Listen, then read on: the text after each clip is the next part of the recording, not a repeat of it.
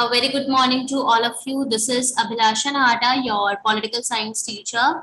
So, class, today we all are going to continue our chapter number 6 of your book Contemporary World Politics. The name of your chapter is International Organization, and this name the name of the name international organization changes to UN and its organization according to the recent CBSE updates. Okay, so now in our last class we discussed about the principal organs of the United Nations. Principal organs हमने discuss किए थे. So 6 principal organs are there: Security Council, General Assembly, International Court of Justice, Secretariat, Economic and Social Council, and Trusteeship Council.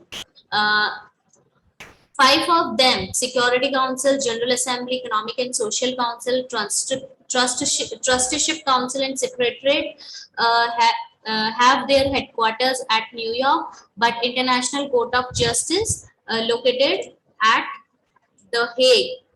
The Hague is a city in Netherlands. Okay, तो international court of justice के अलावा सारे के सारे जो ये organs हैं New York में सेटल्ड है.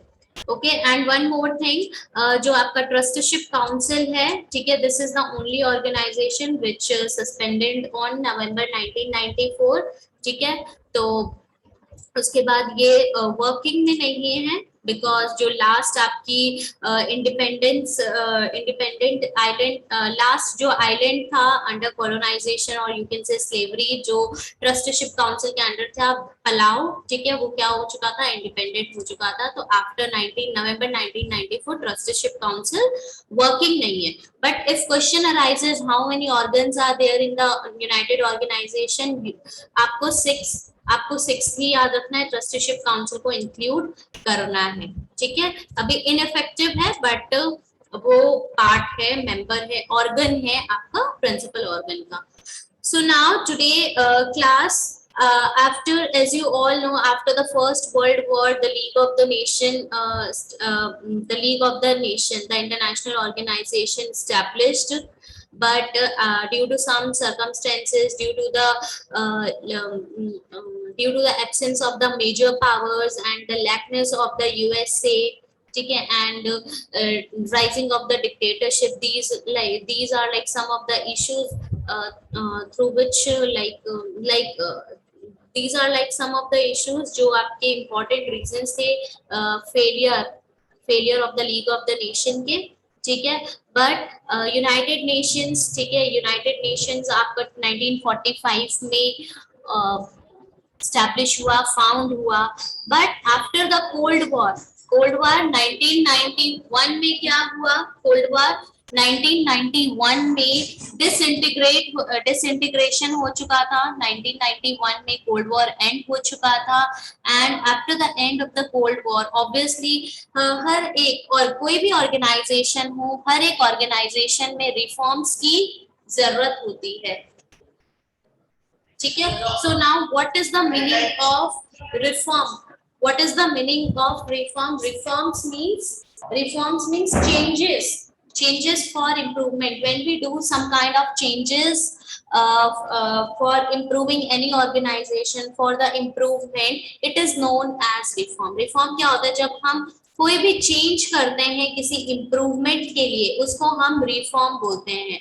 सो ऑब्वियसली यूनाइटेड नेशन भी जो है, यूनाइटेड नेशंस में भी इम्प्रूवमेंट की जरूरत थी, रिफॉर्म्स की जरूरत थी. And this is like one of the most important organisation of the world where all the countries, मतलब approximately all the countries, 193 countries are members of the United Nations. So obviously improvement is the key to success. ठीक है, this is the only truth of life. तो United Nations में भी कोई exception नहीं था, इसमें भी improvement की जरूरत थी. So after the end of the Cold War, US जो है hegemony बन चुका था. यूनिपोलर वर्ल्ड में यूएस जो है मोस्ट पावरफुल कंट्री बनता जा रहा था. तो ऑब्वियसली वर्ल्ड में बहुत सारी कंट्रीज थी, वर्ल्ड की बहुत सी ऐसी ऑर्गेनाइजेशंस थी, ठीक है, स्पेशली जो मेंबर कंट्रीज हैं यूएन के, वो डिमांड कर रही थी कि कुछ चेंजेस होने चाहिए, ठीक है। तो ये जो चेंजेस हैं, रिफॉर्म्स हैं, वो 2 काइंड्स में यूएन ने फेस किया था। फर्स्ट था रिफॉर्म्स ऑफ द ऑर्गेनाइजेशन, मतलब जितने भी प्रिंसिपल ऑर्गेनाइजेशनल स्ट्रक्चर है, प्रोसेसेस हैं, ठीक है, उनमें क्या होना चाहिए, रिफॉर्म होना चाहिए स्ट्रक्चर्स और प्रोसेसेस में। And secondly, review of the issues that fall within the jurisdiction of the organisation. जो आपके प्रिंसिपल ऑर्गन्स हैं, उनका ज्यूरिसडिक्शन आपको पता है कि वर्किंग एरिया, वर्किंग सब्जेक्ट, उसमें जो भी इश्यूज हैं, कुछ इश्यूज में जो है रिव्यू होना चाहिए, कुछ चेंजेस होने चाहिए। तो ये 2 मेन आपके काइंड्स थे जिसके बेसिस पे यूएन ने रिफॉर्म्स जो है फेस किए हैं, ठीक है। वर्ल्ड डिमांड कर रही थी रिफॉर्म्स, ये एक तो स्ट्रक्चर के बेसिस पे डिमांड कर रही थी और दूसरा ज्यूरिसडिक्शन के बेसिस पे डिमांड कर रही थी। Everyone, almost everyone agreed कि yes, there is a huge need for the reform in the United Nations organization, ठीक है, and it is like necessary to reform the UN, but they cannot agree. But what they cannot agree on it precisely what is to be done, how it is to be done, मतलब कि हम structures में कैसे changes लेकर आए, ठीक है, jurisdiction में रिफॉर्म्स होने चाहिए, क्या चेंजेस होने चाहिए, कौन किसे इंक्लूड किया जाए, किसे इंक्लूड नहीं किया जाए। These are like some of the question जो अच्छे से क्या नहीं हो पा रहे थे, जो आंसर नहीं कर पा रहे थे, ठीक है। So on the reform of structures and processes, the biggest discussion has been on the functioning of the Security Council. As you all know, Security Council, under Security Councils, 5 are the permanent members with veto, and 10 are the non-permanent members with the tenure of 2 years, ठीक है। तो 5 permanent members है जिनके पास veto power है, और 10 non permanent members हैं जो 2 years के tenure में क्या होते हैं, अपॉइंट होते हैं। तो जो सबसे बड़ा डिस्कशन था वो क्या था, सिक्योरिटी काउंसिल के फंक्शनिंग को लेके क्वेश्चन अराइज हुआ था। So related to this has been the demand for an increase in the UN Security Council's permanent and non-permanent membership. अब जो बहुत सारे मेंबर्स थे, ठीक है, वो क्या डिमांड कर रहे थे, जो सिक्योरिटी काउंसिल है, यूएनएससी है, यूनाइटेड नेशन सिक्योरिटी काउंसिल, उसकी जो नॉन परमानेंट और परमानेंट मेंबरशिप है उसमें चेंजेस होने चाहिए, ठीक है। परमानेंट मेंबर्स में क्या है, परमानेंट मेंबर को भी परमानेंट मेंबरशिप जो है और दूसरी कंट्रीज को भी देनी चाहिए, नॉन परमानेंट मेंबरशिप भी जो है वो भी इंक्रीज कर देनी चाहिए। और अगर हम इंक्रीज करेंगे तो ये जो हमारा कंटेम्प्ररी वर्ल्ड पॉलिटिक्स है, कंटेम्प्ररी वर्ल्ड है, जो हमारा ये चेंजिंग एरा है, वो और ज्यादा क्या कर पाएगा, बेटरली वर्क कर पाएगा, ठीक है। हम बेटर इस चेंजिंग वर्ल्ड में, कंटेम्प्ररी वर्ल्ड में और अच्छे से वर्क कर पाएंगे अगर हम सिक्योरिटी काउंसिल के स्ट्रक्चर को क्या करते हैं, हम रिफॉर्म करते हैं और non permanent and permanent membership को लाइक इम्प्रोवाइज करते हैं, ठीक है। एंड स्पेशली जो ये प्रपोजल था कि कौन से मेंबरशिप की, ये जो मेंबरशिप होनी चाहिए, अभी जो एट प्रेजेंट मेंबरशिप कौन सी है, एट प्रेजेंट में आपकी मेंबरशिप है जो परमानेंट P5 कंट्रीज हैं, स्टार्टिंग से पढ़ते आ रहे हैं। P5 कंट्रीज कौन सी है, USA, UK, China, Russia and France. These are the 5 P5 countries. अब इसमें से मेनली जो कंट्रीज हैं, ठीक है, वो वेस्टर्न साइड को लेके है, ठीक है। आप बोलोगे मैम चाइना और रशिया तो एशिया की ही कंट्रीज हैं, बट जो मेनली कंट्रीज है वेस्टर्न अलाइड कंट्रीज है, वेस्टर्न कंट्रीज है, तो सबका मानना है कि जो एशिया, अफ्रीका और साउथ अमेरिका से भी जो है मेंबरशिप को लेना चाहिए, उनकी मेंबरशिप इंक्रीज होनी चाहिए, ठीक है। एक तो ये कुछ मेंबर्स का ये आर्गुमेंट था कि सिक्योरिटी काउंसिल, जो यूएन की सिक्योरिटी काउंसिल है, उसकी जो मेंबरशिप है, permanent membership and non permanent membership, उसको क्या करना चाहिए, चेंज करना चाहिए, रिफॉर्म करना चाहिए हमें। एंड सेकेंडली, इसके अलावा एक और रिफॉर्म्स एंड स्ट्रक्चर प्रोसेस में जो आपका आर्गुमेंट था या जो मेंबर्स चाहते थे वो क्या था, जो US and other western countries थी, they want improvements in the UN's budgetary process and its administration, कि अब वो चाहते थे जो आपके यूएन की जो वेस्टर्न कंट्रीज थी, ठीक है, यूएसए वगैरह, फ्रांस, जर्मनी वगैरह, वो क्या चाहती थी कि यूएन का जो बजटरी प्रोसीजर है ना, अब बजटरी प्रोसीजर कि कुछ कंट्रीज जो हैं यूएन में जो बजटरी सिस्टम है वो कैसा है, डिफरेंट डिफरेंट जो मेंबर कंट्रीज हैं अपने अकॉर्डिंग क्या करती है उसमें लाइक कंट्रीब्यूशन देती है, ठीक है। तो अब इनका मानना था कि यूएन का जो बजटरी प्रोसेस है, प्रोसीजर है, एडमिनिस्ट्रेशन जो है उसमें चेंजेस लाने चाहिए। तो एक तो हो गया सिक्योरिटी काउंसिल के permanent and non permanent membership को लेके, एंड सेकेंडली हो गया बजटरी सिस्टम को लेके, ठीक है। मोस्टली मेंबर्स चाहते थे कि यूएन का सिक्योरिटी काउंसिल का परमानेंट मेंबरशिप जो है चेंज होना चाहिए। एशिया, अफ्रीका, साउथ अमेरिका की कंट्रीज, जो ये एशिया, अफ्रीका और साउथ अमेरिका कॉन्टिनेंट है, वहां की कंट्रीज को जो है वहां से परमानेंट मेंबरशिप, और अगर नॉन परमानेंट भी ले रहे हो तो ज्यादा इन कंट्रीज से लेना चाहिए। और सेकंड जो रीजन था या फिर सेकंड जो आर्गुमेंट था वो क्या था कि जो वेस्टर्न कंट्रीज थे वो they want to improvise the budgetary procedure, budgetary system and administrative system of the UN. और वो यूएन का बजटरी और एडमिनिस्ट्रेटिव सिस्टम क्या करना चाहते थे, इम्प्रूव करना चाहते थे। तो ये आर्गुमेंट्स हो गए related to structures and processes. Okay. Now, on the issues to be given greater priority or to be brought within the jurisdiction of the UN. अब reforms के basis पे हम देख लेते हैं reforms के basis पे क्या changes ला रहे थे, क्या issues arise हुए थे। So बहुत सारे जो UN के अंदर बहुत सारी ऐसी members थे वो क्या बोल रहे थे कि जो jurisdiction है, जो दायरा है, जो subject है UN का, ठीक है, UN के जो organs हैं उनके जो subjects है, working subjects हैं, उसमें क्या है चेंजेस लाने चाहिए। Some countries and experts want the organization to play a greater or more effective role in peace and security missions.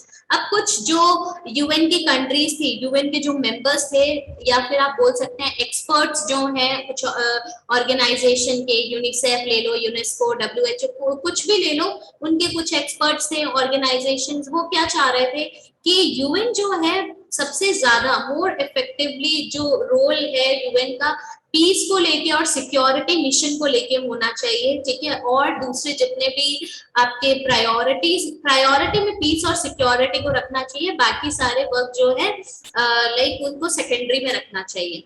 अब कुछ लोग क्या चाह रहे थे, while others want its role to be confined to development and humanitarian work, health, education, environment, population control, human rights, gender and social justice. In some countries want कि ये जो डेवलपमेंट है, ठीक है, हमारा जो यूएन का जो फोकस होना चाहिए वो डेवलपमेंट और ह्यूमैनिटेरियन वर्क को लेके होना चाहिए, ठीक है। जैसे कि हेल्थ को लेके, एजुकेशन को लेके, एनवायरनमेंट को लेके, पॉपुलेशन कंट्रोल को लेके, ये इन सारी चीजों में होना चाहिए। तो इश्यूज अब देखिए, ज्यूरिसडिक्शन के बेसिस पे हो गया कि रिविजन चाहिए था, तो ज्यूरिसडिक्शन के बेसिस पे हमने दो पॉइंट ऑफ व्यूज देखे, दो अलग अलग ग्रुप्स के, और हमने स्ट्रक्चर्स के बेसिस पे भी हमने दो पॉइंट ऑफ व्यूज देखे इम्प्रूवमेंट के लिए यूएन के अंदर, ठीक है। एक तो बजटरी प्रोसीजर और एडमिनिस्ट्रेशन को लेके, और एक permanent and non permanent membership को लेके।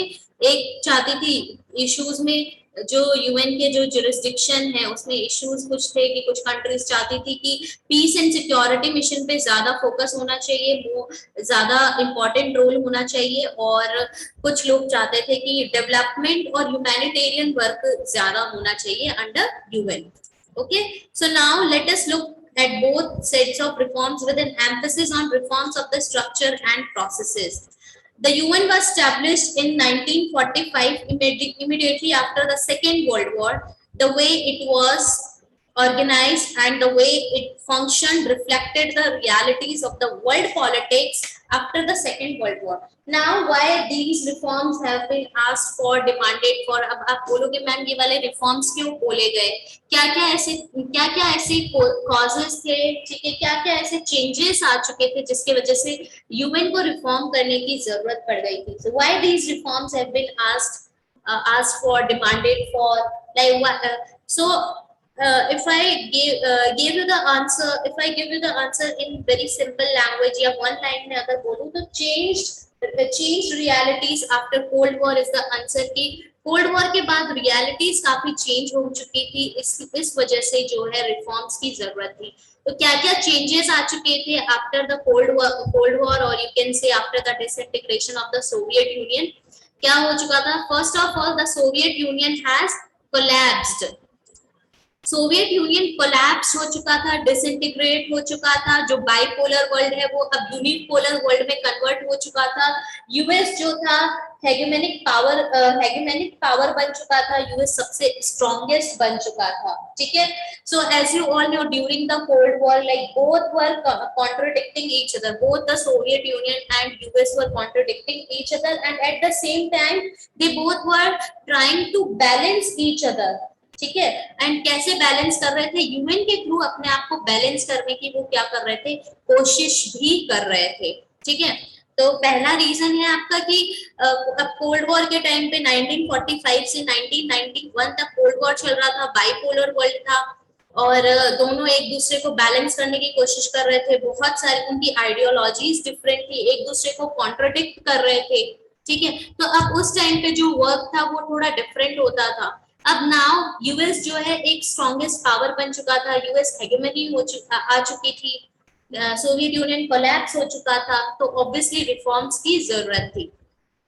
The relationship between the relationship between Russia, the successor to the Soviet Union, and the US is more cooperative. जो रशिया है आपका, रशिया और यूएन जो सक्सेसर रहा है सोवियत यूनियन का, ठीक है।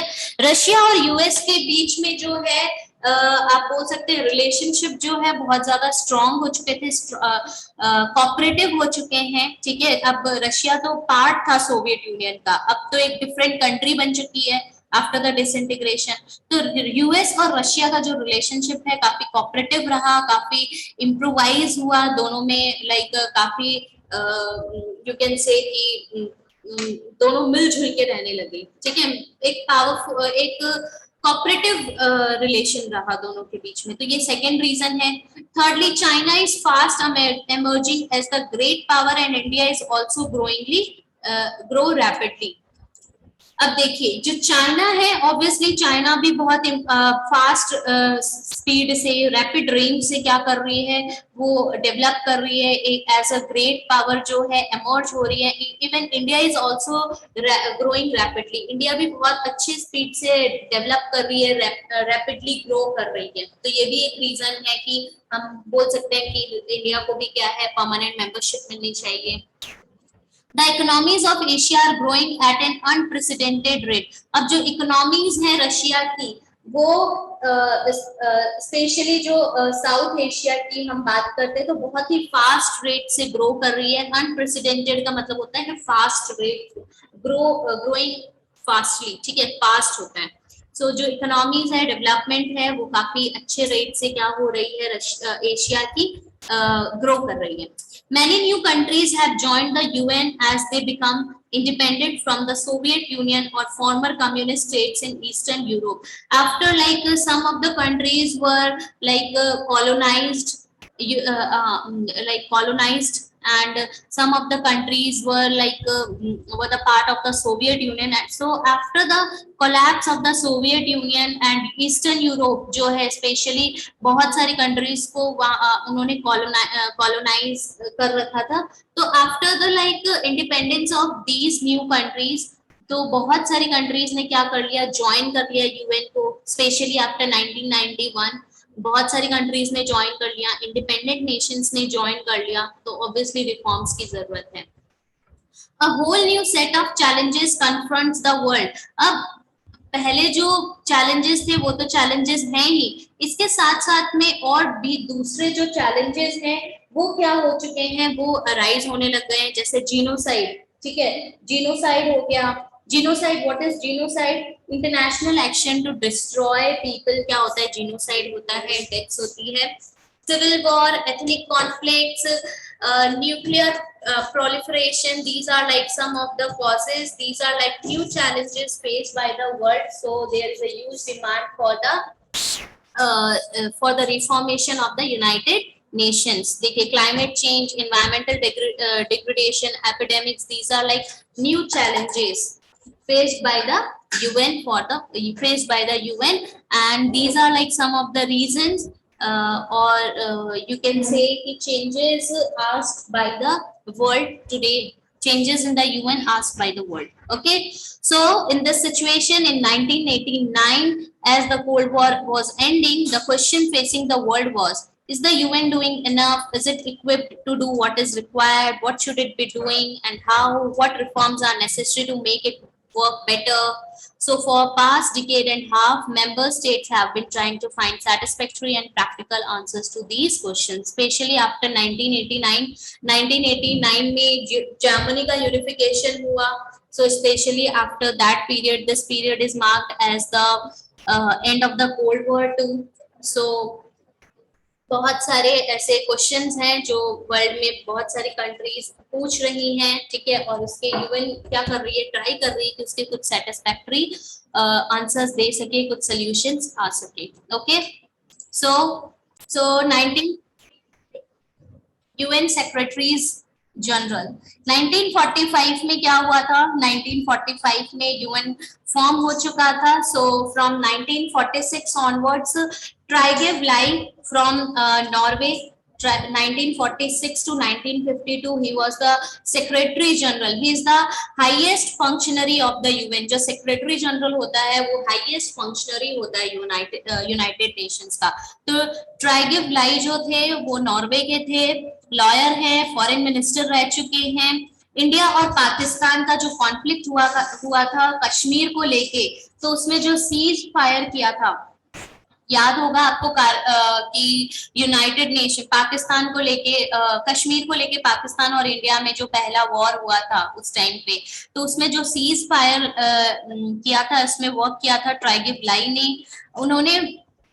उनको क्रिटिसाइज किया जाता है किस लिए, कि कोरियन वॉर को क्विकली एंड करने के लिए, failure to quickly end the Korean war के लिए उनको क्रिटिसाइज किया जाता है, वो सक्सेसफुल नहीं रहे थे. सोवियत यूनियन ने इनका सेकेंड टर्म जो था, सेकेंड टेन्योर के लिए अपोज किया था, एंड आफ्टर दैट अपोजिशन के बाद उन्होंने क्या कर दिया, वो बन तो चुके थे यूएन के सेक्रेटरी जनरल सेकेंड टर्म के लिए भी, but after some time he resigned from that post. Dag Hammarskjold जो थे वो क्या है, स्वीडन के थे, स्वीडन के हैं, वो इकोनॉमिस्ट रहे हैं, लॉयर रहे हैं. स्यूज कैनाल का जो डिस्प्यूट था किसके बीच में था, ब्रिटेन और इजिप्ट को लेके, इस डिस्प्यूट्स को रिजॉल्व करवाने में उन्होंने वर्क किया है. अफ्रीका को डीकॉलोनाइज करने में उन्होंने वर्क किया है. इनको नोबेल पीस प्राइज भी मिला था 1961 में, किस लिए, कॉन्गो क्राइसिस को सेटल करने के लिए. Soviet Union and France criticised his role in Africa, जो decolonisation, obviously France Soviet Union ने इनको क्या किया था, क्रिटिसाइज किया था कि ये डीकॉलोनाइजेशन के टाइम पे जब वो डीकॉलोनाइज कर रहे थे अफ्रीका को, उसमें जब उनका हाथ था. फिर यूथ हैंड 1961 टू 1971, आप देखोगे स्पेशली कि सबका जो टेन्योर है 8-9 इयर्स 10 इयर्स तक का है, 5 ईयर का टेन्योर होता है, बट इनका जो टेन्योर है वो क्या हो जाता है, एक्सटेंड हो जाता है. तो सबका देखोगे 7 ईयर 8 ईयर 10 ईयर ऐसा टेन्योर रहा है. यूथ हैंड बर्मा म्यांमार से थे, टीचर रहे हैं, डिप्लोमेट रहे हैं. क्यूबन मिसाइल क्राइसिस में उनको को रिजॉल्व करने में उन्होंने वर्क किया है. कॉन्गो क्राइसिस को एंड करने में उन्होंने वर्क किया है. यूएस पीस कीपिंग फोर्स जो लगाई थी सिप्रस में, उनको वियतनाम वॉर में क्या है क्रिटिसाइज किया था यूएस ने, criticized the US during the Vietnam War. Kurt Waldheim 1972 से 81 तक का इनका टेन्योर रहा है. ऑस्ट्रिया से थे, डिप्लोमेट रहे हैं, फॉरेन मिनिस्टर रहे हैं. जितने भी नामीबिया और लेबनान में जो क्राइसिस रहे उसको रिजॉल्व करने में उन्होंने एफर्ट्स लगाए थे. अब देखिए रिलीफ ऑपरेशंस इन बांग्लादेश, उस टाइम पे बांग्लादेश वॉर भी हुआ था, ईस्ट पाकिस्तान वेस्ट पाकिस्तान के बीच में वॉर हुआ था, तो उस टाइम पे रिलीफ ऑपरेशन जो है उन्होंने देखा था. China blocked his bid for a third term. China ने अपनी विटो पावर यहाँ पे यूज कर ली थी और क्या किया था, उनका जो टेन्योर था थर्ड टर्म के लिए जो टेन्योर रहा, ठीक है, थर्ड टर्म के लिए जब बिड लगी तो उन्होंने क्या किया, चाइना ने ब्लॉक कर दिया. जेवियर पेरेस डी क्यूला पेरू से थे, लॉयर रहे हैं, डिप्लोमेट है, सिप्रस के में पीस के लिए उन्होंने वर्क किया है. अफगानिस्तान और एल्सवेडर में भी वर्क किया है. ब्रिटेन एंड अर्जेंटीना के बीच में एक मीडिएटर का काम किया है जब फॉकलैंड्स वॉर हुआ था, ठीक है, ब्रिटेन और अर्जेंटीना के बीच में। नामीबिया की इंडिपेंडेंस के लिए उन्होंने नेगोशिएशंस किए थे। ब्यूट्रोस घाली इजिप्ट से थे, डिप्लोमेट रहे हैं, फॉरेन मिनिस्टर रहे हैं। एजेंडा फॉर पीस एक रिपोर्ट इन्होंने इश्यू किया था and conducted a successful UN operation in Mozambique में एक यूएन ऑपरेशन उन्होंने सक्सेसफुली ऑपरेट किया।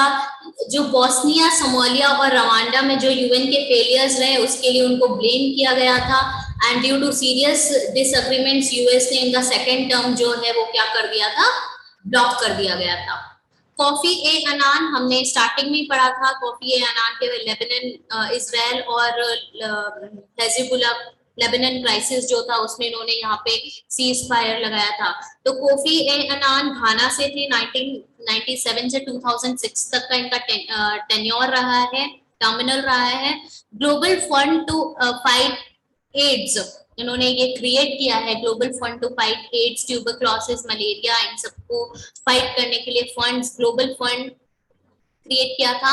US led invasion of Iraq as an illegal act, आपको याद होगा हमने इराक ऑपरेशन इराक की फ्रीडम जब पढ़ा तो यूएस ने इराक को इन्वेड किया था, ठीक है। तो इस टाइम पे यूएन ने क्या किया था, परमिशन नहीं दी थी, तो यूएन यही थे, कॉफी अनान ही थे, उन्होंने बोला ये एक इलीगल एक्ट है। पीस बिल्डिंग कमीशन को एस्टैब्लिश किया, ह्यूमन राइट्स काउंसिल को 2005 में इन्होंने एस्टैब्लिश किया, 2001 में इनको नोबेल पीस प्राइज मिला था। बान की मून 2007 से 2016 तक Korean Republic of Korea, south Korean से रहे हैं, ये डिप्लोमेट रहे हैं, फॉरेन मिनिस्टर रहे हैं आप, और second Asian to hold the post, ये सेकंड एशियन है जिन्होंने इस पोजीशन को होल्ड किया है। इससे पहले म्यांमार बर्मा के कौन थे, म्यांमार बर्मा के आपके यूथ हैंड जो थे वो रहे हैं। अब ये सेकंड एशियन रहे हैं बान की मून जिन्होंने क्या किया था, साउथ कोरिया से है और जिन्होंने यूएन के सेक्रेटरी जनरल की पोस्ट ली है। हाईलाइटेड क्लाइमेट चेंज को हाईलाइट किया, millennium development goals and sustainable development goals पे फोकस करने को कहा। Work for the creation of UN women, UN में वुमेन की क्रिएशन के लिए उन्होंने कहा कि वुमेन का पार्टिसिपेशन बहुत जरूरी है, उसके लिए उन्होंने काफी वर्क किया। Emphasised conflict resolution and nuclear disarmament, कि जो कॉन्फ्लिक्ट रेजोल्यूशंस होने चाहिए और न्यूक्लियर डिसआर्ममेंट होना चाहिए, जितनी भी वर्ल्ड की कंट्रीज है वो न्यूक्लियरली अपने आप को डिसआर्म कर ले। एंड एट नाउ प्रेजेंटली जो आपके हमारे यूएन के जो सेक्रेटरी जनरल हैं Antonio manual day Oliveira Guterres, पूरा नाम याद रखने की जरूरत नहीं है, एंटोनियो ग्यूटेरेस हैं। 2017 से अभी तक इनका टेन्योर चल रहा है, पोर्टुगल से हैं, पोर्टुगल के फॉर्मर प्राइम मिनिस्टर रहे हैं 1995 टू 2002 तक, और United Nation high commissioner for refugee 2005 to 2015 तक रहे हैं। सोशलिस्ट इंटरनेशनल फॉर्म 1999 टू 2005 तक सोशलिस्ट इंटरनेशनल प्रेसिडेंट रहे हैं सोशलिस्ट इंटरनेशनल के, एंड ये जो है at present he is the 9th secretary general of the United Nations. So class, this is all about today. Go through the topic very thoroughly, and if you face any doubt, do let me know. ठीक है, बता दीजिएगा, पूछ लीजिएगा. This is all about today. Thank you so much.